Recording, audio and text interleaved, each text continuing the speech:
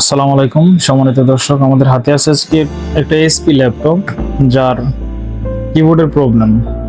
পাশাপাশি আমাদের এটার উইন্ডোজ 10 রান আছে, তো আমাদের এটা উইন্ডোজ 11 করে দিতে হবে।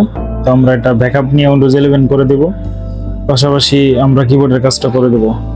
তো সম্মানিত দর্শক, আমাদের সাথে যে এসপি ল্যাপটপটা ছিল আমাদের হাতে, তো এই এসপি ল্যাপটপের প্রবলেম ছিল এটার কিবোর্ডটা শর্ট হয়ে গেছে, যার জন্য কিবোর্ডটা এক্সচেঞ্জ করা লাগছে।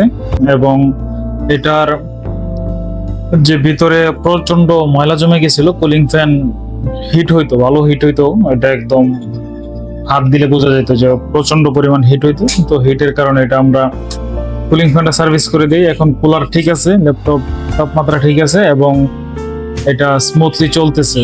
পাশাপাশি আমরা এটার আরেকটা কাজ করছি, যেটা হচ্ছে ওএস, সবচেয়ে বড় জিনিস। এটা এই উইন্ডোজটা আমরা 11 করে দিছি। উইন্ডোজটা 11 করে দেওয়ার পর এটা এখন স্মুথলি চলতেছে।